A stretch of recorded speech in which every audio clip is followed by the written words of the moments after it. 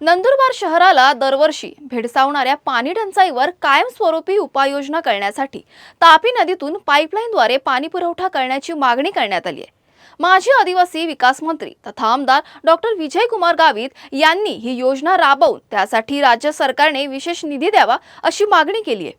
या मागणीचे निवेदन माजी खासदार डॉक्टर हिना गावित यांच्या माध्यमातून जिल्हाधिकारी डॉक्टर मिताली सेठी यांना सादर करण्यात आले। यावेळी भाजपचे पदाधिकारी, लोकप्रतिनिधी आणि कार्यकर्ते मोठ्या संख्येने उपस्थित होते।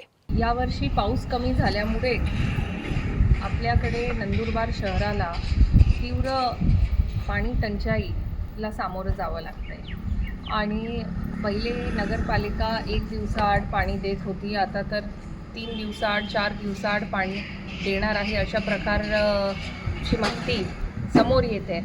आणि हे तीव्र पाणी टंचाईला आपल्याला सामोरं जायचं असेल तर आदरणीय गावित साहेबांनी एक त्यांचा मनातला एक जो प्रोजेक्ट होता की आपण तापी नदीवरून पाण्याची पाईपलाईन करून नंदुरबार शहराच्या लोकांना पिण्याच्या पाण्याची सोय करून द्यावी, या योजनेला गती देण्याची आता वेळ आलेली आहे।